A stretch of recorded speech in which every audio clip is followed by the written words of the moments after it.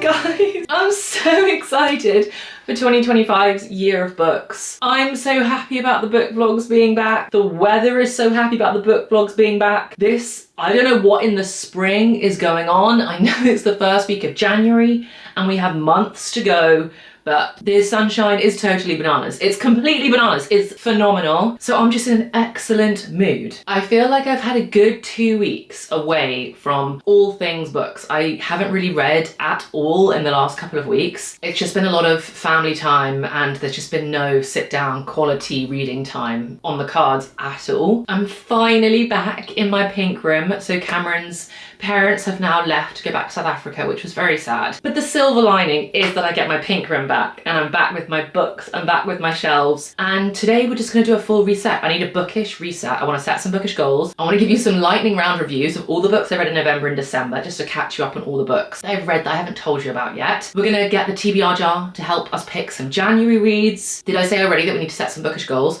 I wanna set like how many books I wanna read this year. I wanna set what type of books I wanna read this year. I just wanna set some bookish goals in general. And I wanna get this room back to feeling like mine, like my big white chair that I like to sit and read in by the window needs to come back in here. I need to change all the sheets on the bed.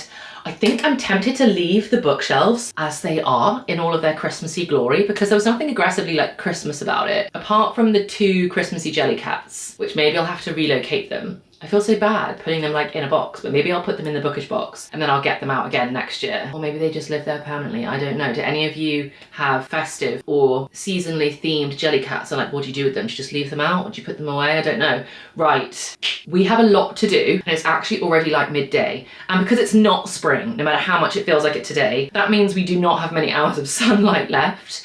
So we're gonna have a few hours of solid bookish reset, new year. I'm so excited for all the stories we get to explore this year. All the worlds we haven't discovered yet, all the people we haven't fallen in love with, all the heartbreak we haven't, oh, there's just so much. Right, first things first, I want to start reading again. Obviously, that's an insane thing to say, but because I have been out of the reading game, I'm gonna start with an audiobook. I don't know if the sale is still on with Audible. I actually don't know how you know if like the full sale is still on, but I only bought this a couple of days ago and this video is literally, I'm gonna post it tomorrow. So the sale might still be on. It's worth having a look because I've saved my credit and bought, because it was only £3, Nocticadia by Kerry Lake on Audible because it's a duet. If it's a duet and I get to preview the voices and I like both the voices, it's pretty much guaranteed I'm gonna buy the audiobook because it's so hard to find a good audiobook with a good duet. Anyway, so I've bought that. I haven't started listening to it yet. I think we're gonna literally put it on from chapter 1 or chapter 2 because the front bit's like the credits. Get this room reset, we'll get the chair back in the right place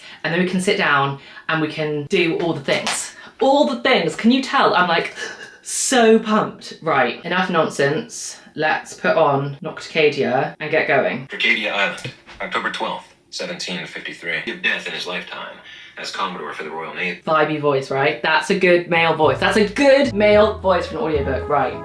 Let's go, first book of 2025. His voice.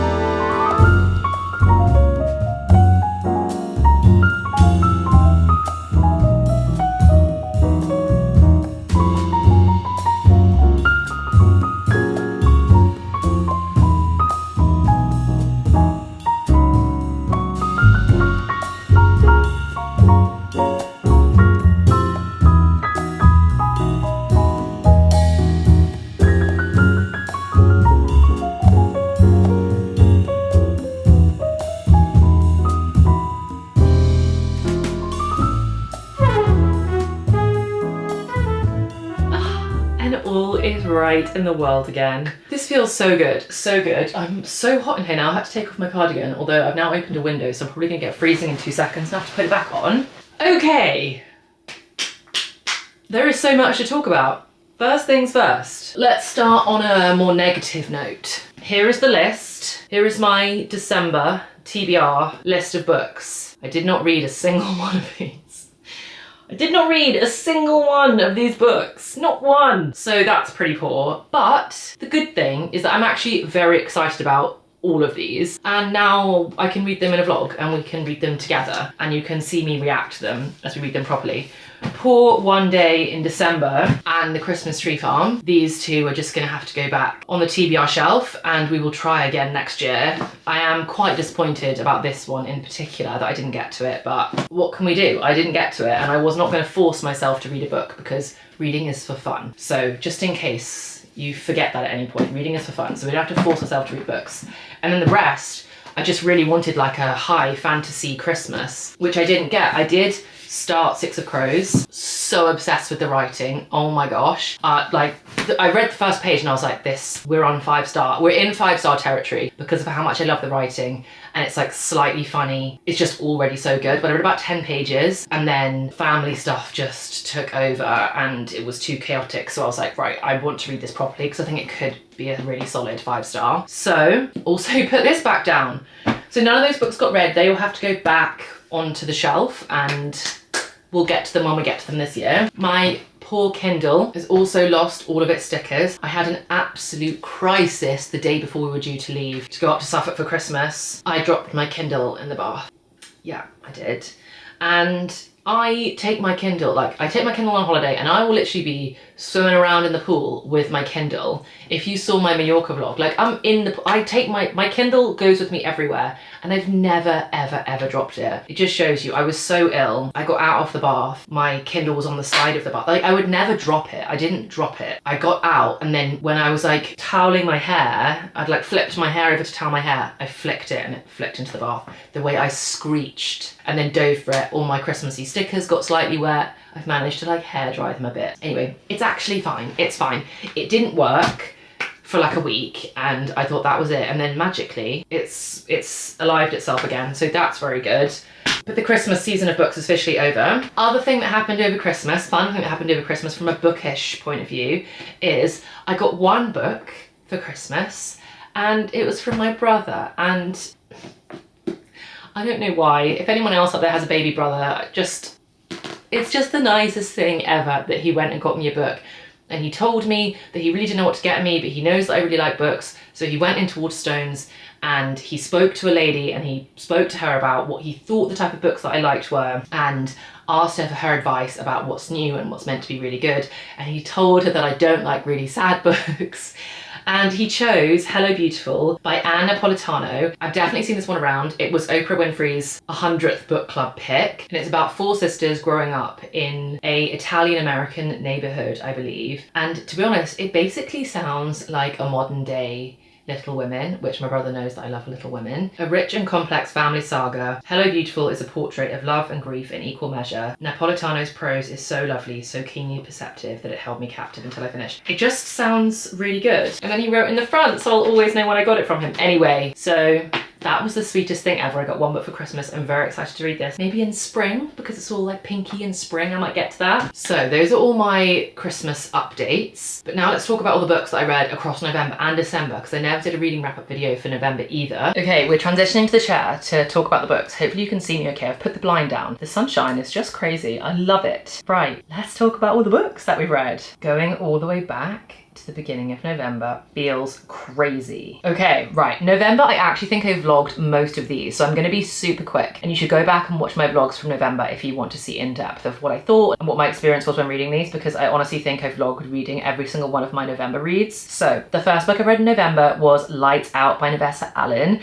I gave it 4 stars. It was my first ever dark romance. I actually can't remember the names of the characters. It's about a woman who's a trauma nurse who has a bit of a thing for guys online that wear masks. I can't remember what it's called. It's like a mask fetish, I believe, but they wear masks, you can't actually see them. And I think it's kind of like biker talk kind of a thing, but it's like a whole side of the internet. And then there's the male main character who is one of these guys on Instagram or on social media that like does the mask thing, creates these videos. And long story short, he ends up stalking her and then it's a romance. So obviously things evolve. There's some mafia plot in there as well, which was a little bit odd. The whole thing sounds like the furthest from a book that I would enjoy and not something that I would ever gravitate towards, but it was so funny. Like my review on Goodreads was just lol, this was great. Like it really was great.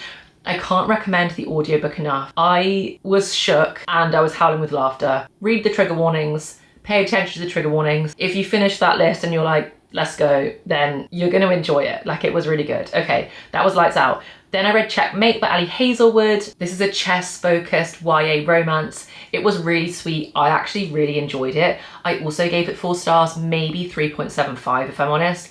It was cute. There were only a couple of pop culture references that cringed me out a little bit, which sometimes Ali Hazelwood does, which I wish she wouldn't, because normally I love her writing, I think. It's so quick. There's so much banter. I love the fact that the topic, or like the professions of the people involved in her stories, always do jobs that I don't know much about, or they're always slightly different. This one was chess. Obviously a lot of her other books are STEM, so they're usually scientists. We've got a new release from Ali Hazelwood coming out this year, which is about swimmers, I believe. So it's always something a little bit different to live in the world of somebody who has a profession that is usually some kind of vocation that is a proper specialist skill. So definitely, if you would like a YA sweet romance that's fun and enjoyable and you can just burn through it really quickly. I mean, I flew through it, and actually I read this, both the physical copy and a little bit on audio as well, and I really liked the audiobook, so potentially a good one for audiobook if you want it. I then read all 3 books of the Kingdom of the Wicked series by Kerri Maniscalco. I think I gave all of the books 4 stars. The second book I gave 4.5 stars. I loved it. The first book like really took me a minute to get into and I struggled with it, but the world I really enjoyed. It's the perfect like spooky season kind of book. It's witches and demons and the underworld and the 7 princes of hell and the 7 deadly sins, which are so fun to read about 7 deadly sin lore. I really, really enjoyed those books. The romance was great, especially in the second book. The book boyfriend, The Way You'll Fancy Wrath, is top tier, and there are now books coming out about the other brothers. A few of them are out already, and that's basically covering the other sins of the 7 deadly sins. So I don't know if we're literally going to get a book per brother, maybe not every single one of them. But if you, like me, love a series and you want to enter a universe where there's lots of books and there's lots of content for you to immerse yourself in, and you kind of like the romantasy vibe, then I really recommend it. The story didn't remind me of anything else. It didn't feel like a copycat of any other type of book. It felt really unique. Just persevere a little bit through the first book, which felt a little bit like convoluted maybe. It was just a little bit confused. But the rest of the series really enjoyed. I then read A Good Girl's Guide to Murder. I feel really guilty about this one because I didn't love it. I liked it. I thought it was really good. I could tell from like afar, if you know what I mean. Like I knew the writing was really great. Like the writing was great. The storyline was great. I know it's so rave reviewed that I feel like I can't critique this book because it's so popular, but I felt like it was too long. I think it was a bit long, and I think it got a bit messy or a bit drawn out with the list of suspects that they were trying to work out. In short, A Good Girl's Guide to Murder by Holly Jackson is about a teenage girl who, for her end of school project, it's like I don't know if you do them in all countries in the world, but it's called your extended project qualification. We do them in the UK at I think most schools. I did one, and you can basically pick any topic, and it's kind of like your first introduction into what a university research thesis or dissertation would be like. It's your first kind of go at that before you go off to university. And is her name Poppy in this? I feel so bad that I can't remember her name, but I think it's Poppy. But she chooses as her project topic to investigate the murder of a girl in their town because a boy was accused of committing this murder, and she doesn't think that that boy did it. And she basically teams up with that boy's brother to try and prove, or to try and investigate, who was it that actually killed the girl that died. Was it this boy, or was it actually somebody else? Because she truly doesn't believe that it was actually that boy. And it's a murder mystery. It was good.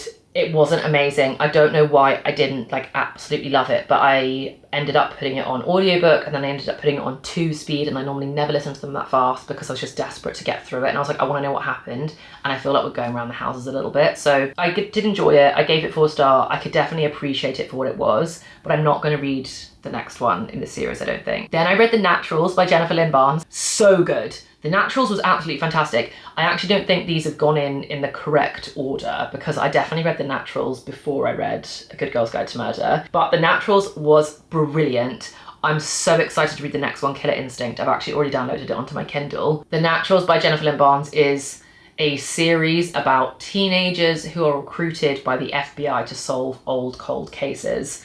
And I assume it's a book per case, but all the different teenagers that live in this house that are responsible for solving these cold cases All of the characters are interesting to me. They've all got a different like special skill that they're like super duper brilliant at, and the dynamics between all the characters are fantastic. There's like a bit of a love triangle in there.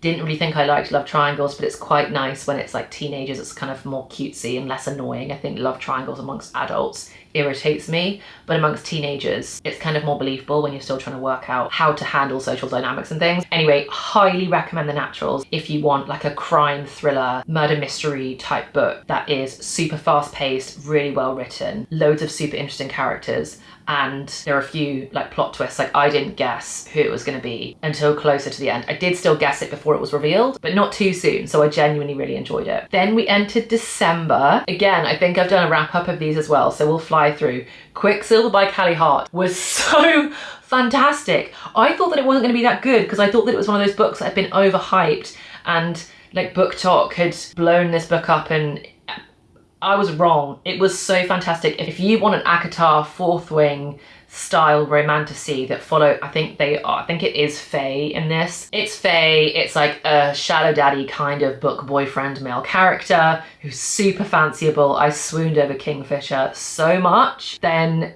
you'll love Quicksilver. It was so like really good. What did I say? I actually wrote a review for this one. I said, excuse me, this was so good. I can't remember the last time I read a fantasy book when I was never bored. This hit so hard. The audiobook was next level. Yes, the audiobook was so good. Such a good one for audio. And then I've done some ticks. Enemies to Lovers that wasn't cringe. Banter, tick. Found family, tick. Interesting magic, tick. A cliffhanger, tick.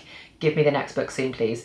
And we are supposedly getting the next book in the series, Quicksilver 2, don't know what it's going to be called yet, in autumn time, or like in the second half of this year. So excited about that. Then I read The Most Wonderful Crime of the Year, another really fun murder mystery, Christmassy, kind of like Knives Out, kind of like an Agatha Christie, kind of like a Hercule Poirot type story, but there's romance thrown in. I'll go through all these Christmas ones again next year because like chances of you reading a Christmas book the rest of the year is so slim. So we don't need to dwell too much on the Christmassy themed ones. Love Light Farms, really sweet small town romance. Friends to lovers over the course of like they've been best friends for 10 years or something. Very Gilmore Girls-esque. She owns a failing Christmas tree farm. She's trying to bring it back to life.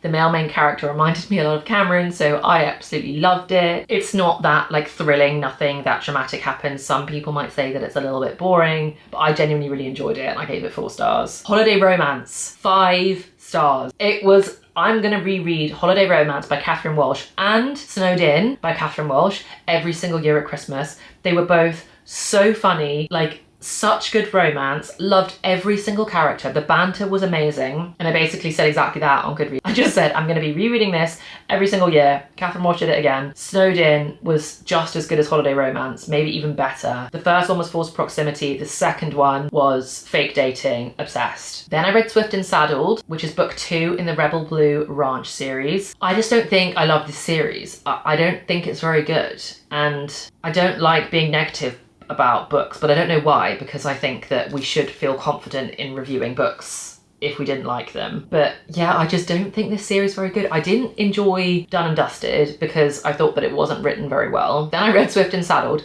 I did like this one the most. Swift and Saddled was my favourite one so far. Still struggle with the writing though. It feels quite stilted and just not very... I don't need a beautifully written book, but like there was just no prose that kind of sucked you in a lovely way. Like it was very, I went here, then I did this, then he said I was hot, then I said he was hot, then we did X, Y, Z. Now I'm doubting everything, now we're in love. Like it was just very formulaic, and I think that was the review I gave for the first book as well, that it felt a little bit like they had a checklist of all the things that should go into a small town cowboy romance and just kind of tick them off.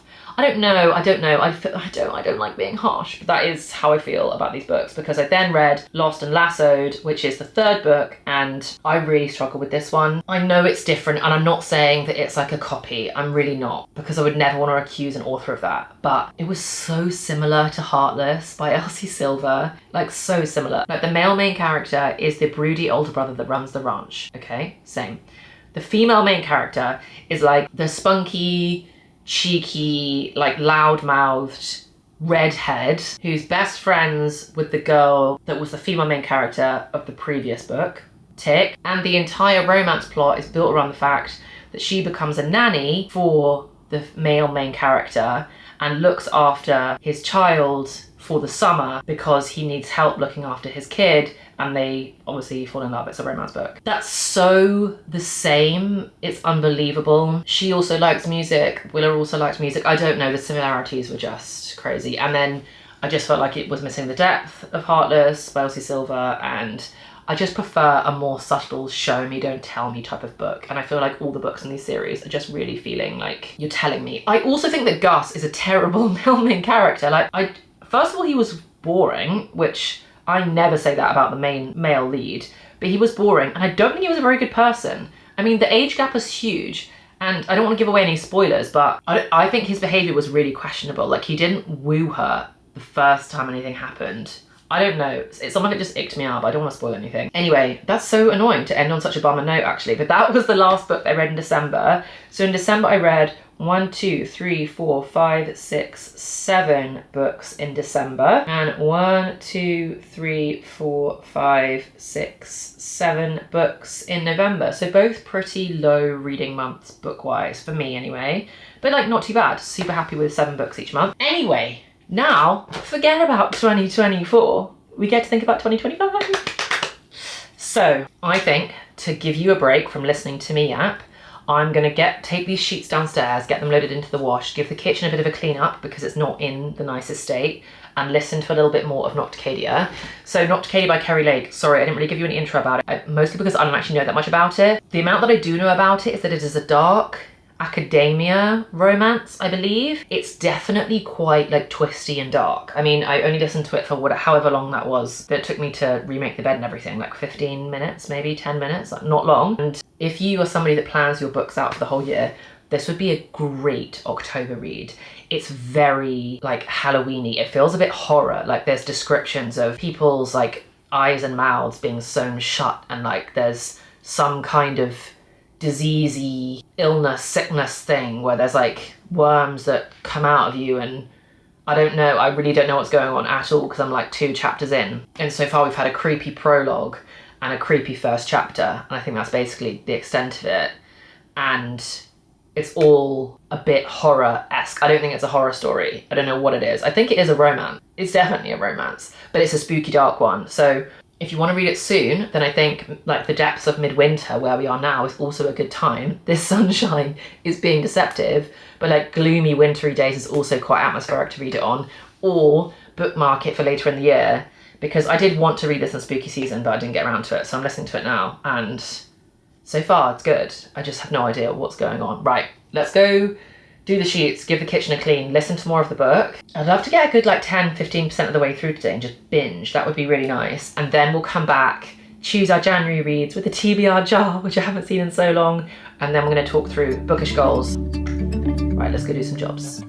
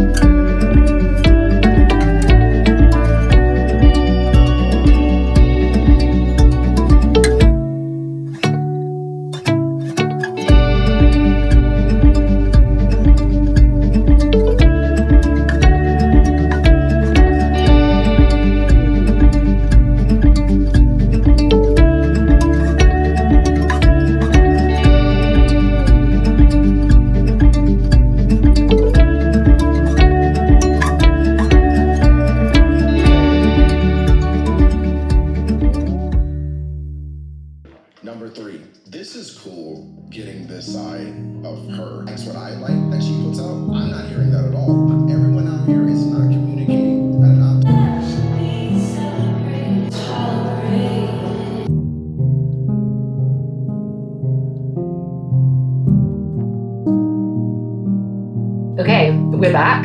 Hydration. This cardigan is literally on, off today. I cannot decide if I'm hot or cold. We also now have a headband in because we've been doing productive things, so it has to be kept out of our face. That is probably one of the messiest the kitchen has ever been, but it did give me a lot of listening time. I was slightly repulsed by me cleaning up my own mess. It was that bad. But that is now all refreshed. The laundry has been done. It's all on to dry now as well. I've listened to some more Nocticadia. Let me know if you've read it or if you've listened to it. I think I'm gonna like it. I don't feel like I can call it just yet. I don't think I've listened to enough and I've got through enough of the story yet to like, really know the full picture of what's going on, but I think I'm gonna like it. Like, I'm getting the right vibes, nothing's cringing me out, nothing's putting me off, so let me know if you've read it and what you think. I then sat down and had a cup of tea and a biscuit whilst I watched, I don't know if this is just a me thing. To me, bookish days and like music days, obviously I listen to music all the time, but like really loving the music that I love, which right now, I think my Spotify Wrapped was literally Taylor Swift, Gracie Abrams, Sabrina Carpenter, Olivia Rodrigo. I mean, I'm just a girl. I am just a girl. I don't want me to say how, it's just who I am. But I have been addicted for probably a good year now to watching Taylor Swift reaction videos from like music producers or like people within the music industry who are either producers, musicians from like completely different genres. Honestly, it's like mostly men who have previously like not, whatever the right word is, but like have previously not rated Taylor Swift, been openly negative about her, and are now like discovering her true like portfolio of work that sit outside of her singles that have gone to radio. And it's just the most fun thing, and I just literally watch hours and hours of these reaction videos of me like singing along and then like cheering every time these like grown-ass men start crying, or like, I don't know why it's such a vibe. Does anyone else watch these videos? I feel like I watched so many. Anyway, so that's what I did. I treated myself to watching a couple more reaction videos and ate a biscuit. And I always find it so funny when the men start saying like, oh my gosh, she's such a good, or like anyone, when people start to realise like, oh, she's such a good songwriter, but she's not necessarily the best singer. And the comments is all like flooded with Swifties like myself, and I'm like shouting at the screen being like, I know, she's not a singer. She's a songwriter who gets to sing her own songs. Like she famously said, I don't think of myself as a singer, I think of myself as a songwriter, and I get to sing my own songs, as opposed to, like she basically says, if I didn't get to songwrite, I wouldn't be a singer. Like I don't want to just sing any old song. I don't want to sing for the sake of singing, whereas there are lots of singers who sing because they love to sing and will sing whatever song somebody gives them. Taylor's like, no, I'm a songwriter. She's a poet, to be honest, but she's a poet and a storyteller, and then also sings those. Anyway, so I've done that for probably a good 45 minutes when that was supposed to be like a 10-minute tea break. And now we get to choose the January reading list. So first up, let's get the jar. For those of you that are new, this is the TBR jar. Very cutesy, very little. It was an old chutney jar, I believe, or an old jam jar of some description. And I've got a load of different prompts in here. I need to add some more prompts, to be honest, but I've got some prompts in here. I'd love to add some new ones for 2025. If you can think of any fun prompts I should put in my jar, let me know. And then let's do a super quick orientation of the TBR shelves. We have two shelves here, which are the TBR shelves. The bottom one is everything basically that isn't fantasy. So I should have really started at the top. The top, we've got all of the books that are currently on my TBR that are fantasy books. And then we've got the second shelf, which is like romance, literary fiction, a bit of crime, a bit of thriller. So basically the TBR jar is gonna pick things from there. I don't think I'm gonna buy any books in January, apart from Out of the Woods when that comes out, because it's my most anticipated release. No, that's not true. It's one of my most anticipated releases for 2025. Definitely one of my top ones as well.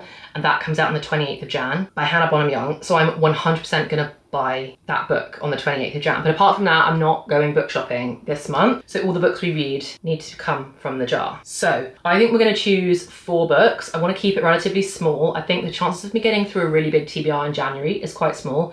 One, because we're already a good week into the month and I haven't read anything yet. I'm just now starting my first book.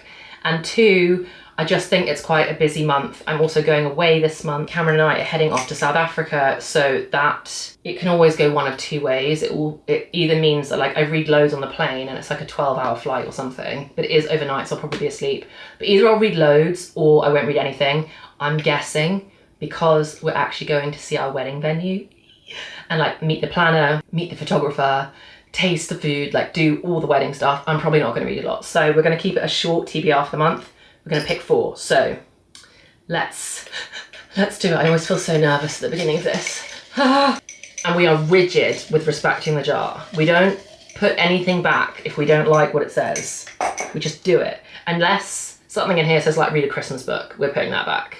The time has come and gone. Oh no, he's not here. Everyone has been waiting for this prompt for so long. Guys, it says a book that Cameron chooses for you. Oh my gosh. Sorry for my appalling handwriting.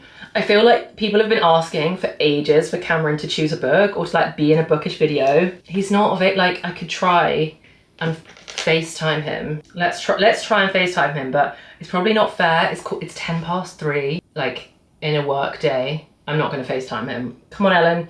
The Bookish vlogs are important, but we must respect the man and his job, and he'll be in the middle of a meeting or something. And I don't normally FaceTime him out the blue, so he'll think something's wrong. So we're not going to FaceTime him. Right. What do we do? Do we put it back?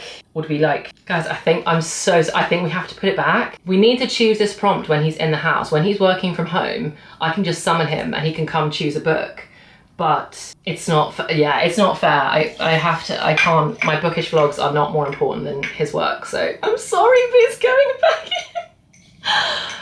As if that's the first time I've ever put a prompt back in the jar, and it was such a good one. I actually have no idea what he'd pick as well. He's actually got a really, really poor comprehension of like the books I read. And for a man that's like incredibly attentive, if you said to him, like, what type of books does Ellen read? All he'd be able to say was smutty cowboys. In fact, that did happen over Christmas in front of family and friends, and it was absolutely humiliating. Someone said something like, oh, so what books does Ellen read? And Cameron had way too much to drink. I think it was literally on Christmas Day, and he just literally like, immediately, like, it was just an instantaneous response. He just like flipped his head and he was like, oh, she reads smutty cowboys. And I was like, can you not?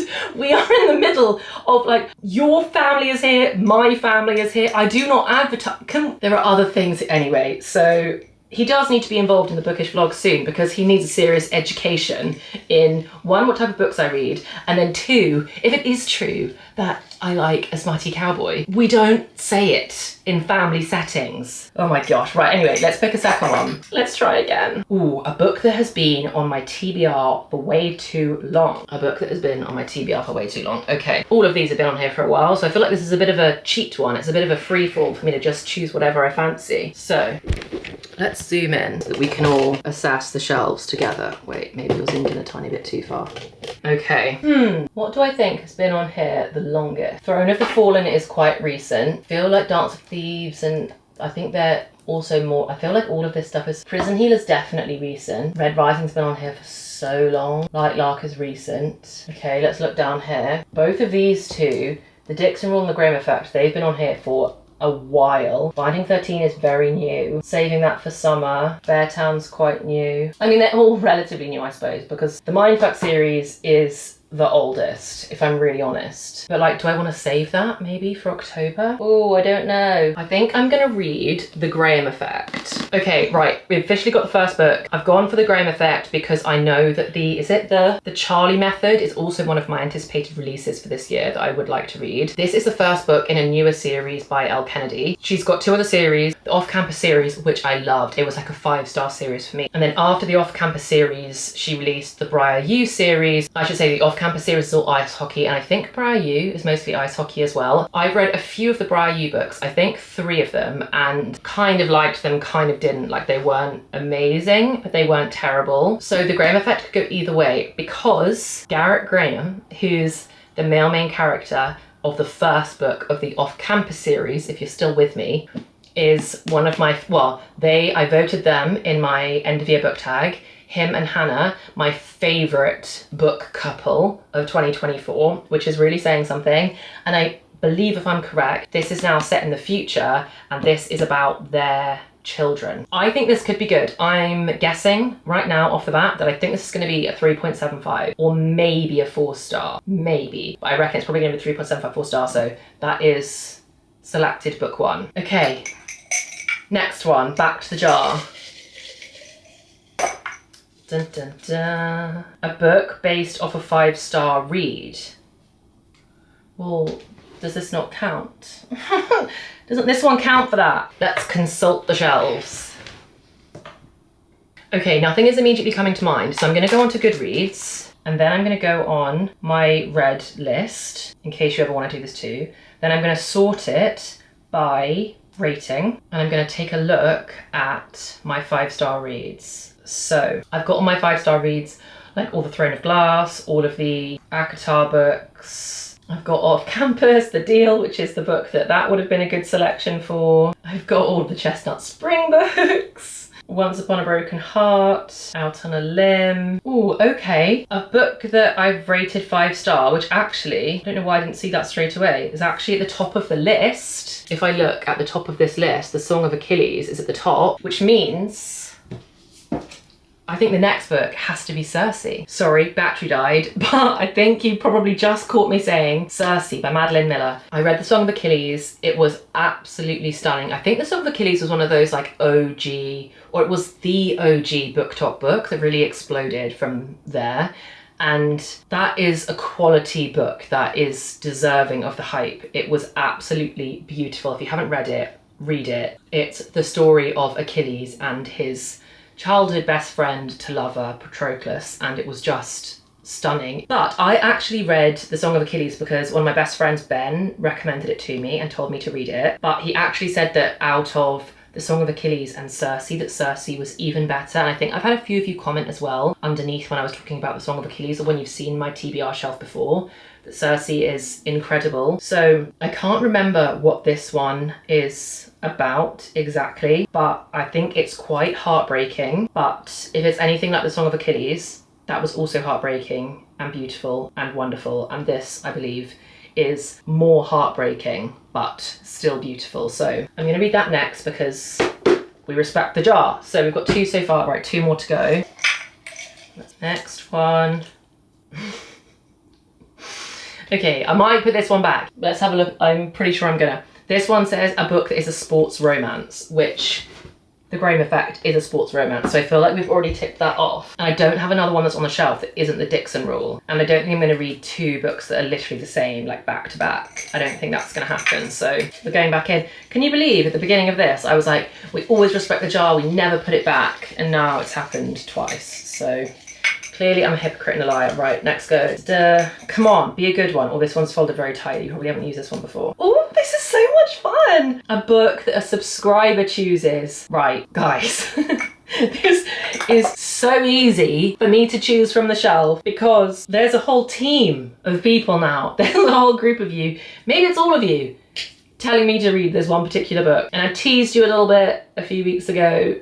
Now I'm going to do it for real. Okay, a book that a subscriber chooses. I was going to go through the comments when you recommended books to me and go through, I've actually got a whole list. I don't even need to go to the comments. Every time you recommend a book to me, I add it to my list on my phone. But this one takes the cake easily. So here we go.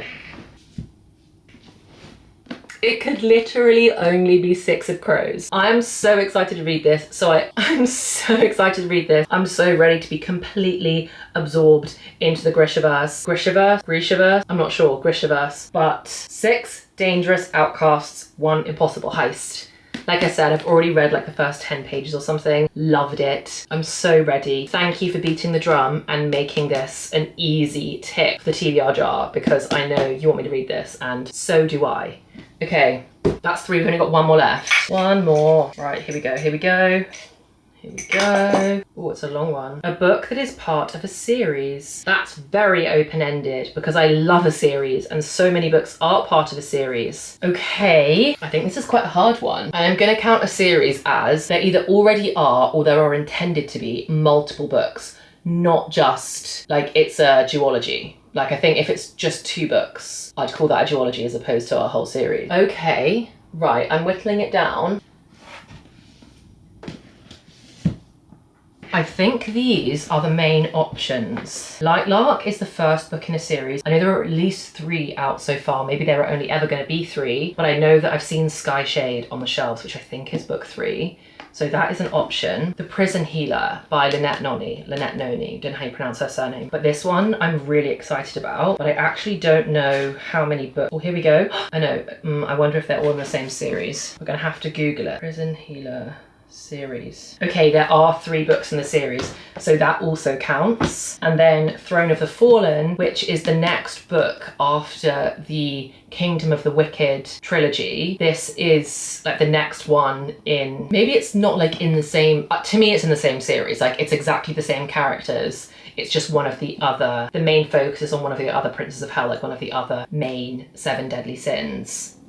So I still think this counts, to be honest, as part of a series. How on earth are we going to choose? Oh no! They're all such beautiful covers as well. Okay, because I can't choose and because I need help deciding, I'm going to let the masses decide. I'm going to go onto Goodreads and see which has the highest rating. And that's probably a terrible way to choose, but because I don't always rate the Goodreads overall opinions, but we're gonna try it. Okay, The Prison Healer has 4.18. That's ridiculously good. Okay, 4.18. Throne of the Fallen, 4.04, and is actually counting as part of a separate series. This is called Prince of Sin, Book 1. So maybe that is also disqualified, to be honest, because it's not technically part of the same series. And then we have Light Lark, so 4.18 is to beat 3.85. Oh, not so good. Okay, that decides it. The final book is The Prison Healer. I think this could be a really strong January TBR, you know. This is the final selection. We've got a Greek mythology, a sports romance, a high fantasy, or maybe really 2 high fantasies. One that is a high stakes competition and one that is a heist. I think that's a really good mix. And then Nocticadia is like dark academia, kind of slightly horror, scary vibes. That's a really nice mix of a month. Okay, yay! Thank you very much, Jar. Thank you very much, everybody. I feel like that is a very successful January TBR. Let's see if we get through it. I hope I do. 5 books would be great in realistically only a couple of weeks. Probably end up being 5 books in about a week and a bit if I manage to do it, because I'm going away for the last week of the month. We're going to relocate. I'm going to put this blind up because it's starting to get dark now. I think I'm going to sit on the bed. I'm just like hopping around every 2 seconds. I'm going to talk bookish goals. That's the final thing on the list. I want to talk through my goals for the year for books. Okay, let's talk bookish goals. I have got these currently documented on my laptop in Notion so I can keep tracking them throughout the year. So let me get them up. I personally think that setting bookish goals is such a fun thing to do. It's a really nice way to add some like gamification to reading and to the hobby of enjoying books in general. It's so much less serious than setting like personal development goals for your year, which I also do, and I also do love to goal set. But bookish ones are just really fun, so highly recommend if you think it might be something that you'd enjoy. But let's have a look at what I've currently got for my bookish goals. I'll go through these as quickly as Eleanor's physically capable of doing. I know I'm a bit of a waffler. Right, number 1, starting with the big guns. I am going to aim to read 80 books this year. Last year my goal was 90 books and I did hit it, but I want to reduce that. I know most people like increase their reading goal every year. I actually want to reduce it down to 80 because 1, almost entirely I just was vibing and enjoyed all the reading of the books. But there were a couple of occasions where I started to feel like I was focusing on quantity a little bit more than quality, and I was making decisions like, oh, if I read shorter books this month then I'll be able to like read more, and I don't really want any of that at all. And it didn't happen often, to be honest. I like caught myself once or twice and then I was like, I don't want to do that next year. So 1, I want to reduce it just so that I can really focus on the quality of the reading and really living in the world of the books that I'm reading for a little bit longer before I dive straight into it. Like it would often be on a few occasions where I'd like put one book down, put it away, go to the bookshelf, pull up the next one and start reading. And I feel like, not always, but I feel like in a lot of cases the characters in the books, and definitely the authors, like deserve a little bit more credit, a little bit more time spent with them, a little bit more enjoyment, and I just genuinely love reading so much and I want to soak in it a little bit more than I did last year maybe. In fact, I really don't want to criticize last year at all. I had an absolute wave of a time. This is just me setting new goals for the coming year. So yeah, I want to reduce the goal for that reason. And then I also just want to be able to spend more of my time enjoying the bookish world as opposed to reading. That sounds really bizarre, I know, but I think you're either just a reader and you read just because you want to read books and that's that, or you're like a bookish girly, which is a broader thing than just being a reader, I think. I'm making this up, but this is how I feel, this is how I view it. And to me, I sit firmly in the bookish girly camp. Like, I want to read books, I want to enjoy all the stories that I read, but I also really want to be part of the community. I really want to make friends with people that like books as much as I do. I want to talk to you guys more about the books that we love, like in the comments and over DMs, and I want to be able to journal about the books that I read. I want to be able to watch other people's booktube videos where they talk about, like, I want to be part of the more holistic hobby of reading, and it becomes slightly unsustainable to like read loads of books and also want to do that. I mean, I could either spend an hour watching somebody's booktube video or spend an hour reading, and the truth is that I want to do a bit of both. I just really want to enjoy the whole thing. Other people might be different. Some people might be saying actually they want to cut down on all the other stuff that goes around it and just enjoy the books, which I fully respect. But yeah, I love being a bookish girly and all that entails, and I'm here for the book besties that want to enjoy the whole thing with me. So I should also say that I am not a fast reader. You can do like speed tests online. You can literally Google like a speed reading test, and I did one, and I can't remember what my exact number was. I'll have to look it up so I can tell you guys at some point. But I am like slightly below average as a reader, like the speed that I read at. I only tested once. I wonder if you do it a few times, you probably need to do it a few times to really get a good judgment of how quickly you read. But it basically assesses how fast you read while still comprehending the information. And I'm genuinely not a fast reader. So if I'm getting through lots of books, it's because I'm spending a huge amount of my time actually reading. So I just think that to read 90 books in a year is probably just a bit too much of my life reading books. So anyway, so I'm reducing it to 80 because I still want to read a lot, believe me. Okay, I want to read 80 books. That's goal number 1. I've got 5 goals, by the way. That's goal number 1. 2, by the end of the year, I want to have read one book, at least one book from every major genre of book. So I'm not getting into the whole sub-genre thing, but like to me, the main genres of books are like crime, thriller, mystery, like all sit in one. So some kind of crime, mystery, thriller thing. One fantasy, that's going to be really easy. One romance, that's going to be really easy. A historical fiction, a children's book. Now, this one is obviously like not quite as serious, but 2 of my best friends have just had babies, and I haven't had a chance to enjoy anything bookish with them yet. And so I can tick that off by reading them a book at some point. Science fiction, horror. I probably will only read one horror book. I will pick one and I will read it, but I don't like horror.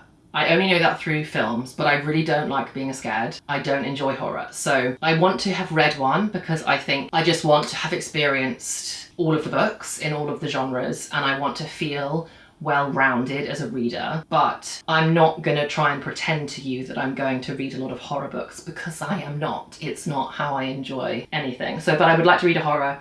And then classics. I want to reread some of my favourite classics this year and just go back and see if I enjoy them as much as I did when I first read them. And I'm sure, in fact I know, there are lots of classics that I haven't read. So maybe I'll do a whole vlog of like just reading classics for a week or something, I'm not sure, but classics as well. So that's my second goal, to have read one book from every single one of those genres or like categories by the end of the year. My third bookish goal is to read outside as much as possible this year. And I feel like I'm gonna just have to document it to prove that I've done it, because last year I didn't go to the park and read at all. I did read in my own garden, which I suppose is absolutely like totally counts. But I'd love to go out somewhere, like to a park on a summer's day, like take a picnic blanket and just sit and read in the sunshine. And I want to do that more than once over spring and summer and just really enjoy the romanticism of reading a book outside. Number 4, I want to maintain my 2025 book journal. I was very inconsistent with my 2024 book journal, to the extent that it didn't really exist by the end of the year. Like, it was the main upfront pages, but in terms of doing monthly spreads, that just did not happen for me at all. So I'll probably do a whole video on my book journal for 2025. I need to redefine what I want my book journal to look like, what's sustainable for me, and then make that happen and keep up with it. And then 5, I don't know how to do this one or how feasible it is, but I would love to make bookish friends. I'd love to, over the course of the year, see if I could make some in real life, or if we are separated by oceans and like we're in different countries, then just some other like booktuber friends, because I feel like I just don't know anyone in the broader booktube community, and then I also just don't have any bookish besties. So I don't know what kind of category that fits into. I don't know whether it is the fact that I want to make friends that are also booktubers and book creators, or if it's actually that I want in real life ones that I can see close by. I don't know, but I want to strengthen my community of women that I can talk to about books. And honestly, my biggest joy of the Bookish stuff is being able to talk to you guys about it, to be able to talk in the comments. So like, let's please do more of that, because it fills my cup up so much when we talk about books in the comments. But again, the comments feels like quite singular, like it'll be like one back and forth. Maybe I do need to start a book club. I don't know how I'd manage it or how you do it or anything, but if we could all have a platform that was easier for us. Is it like Discord? I think Discord is a thing that is like a brilliant platform for, like, we can all just chat, and it's not off, like, it's not in the comments where you then lose that video. There's like one chat where we can all just basically be besties and just chat all day about the books we like. Maybe I need to set up a channel or something. I want to strengthen the community. I want the besties. I want us all to be thriving, like, you know, vibing together. So I'm gonna work that out, but somehow I will find a way. I'll find a way. And that's it. Those are my 5 bookish goals for the year. I think there's a chance this video is like an hour long or more, like over an hour long. I don't know how I'm going to edit it down. I think I've probably been filming for about 3 today. I have not shut up. So if you're still here, please put a book emoji, like, you know, the little one that's got the pile of 3 books, or the little blue book that's open, whichever bookish emoji you like. Please pop a bookish emoji in the comments so I can see you if you made it all the way to the end, and say hi and chat to you. Thank you so much for watching. Please let me know if you've read Nocticadia and what you think, and what your bookish goals are for this year, and if I need to expand my list or edit it slightly. Or if you are a member of anybody else's book club that's like a virtual one that you think is run really well, and you've got any like tips on how I could set one up, let me know. Also let me know if you'd even be interested.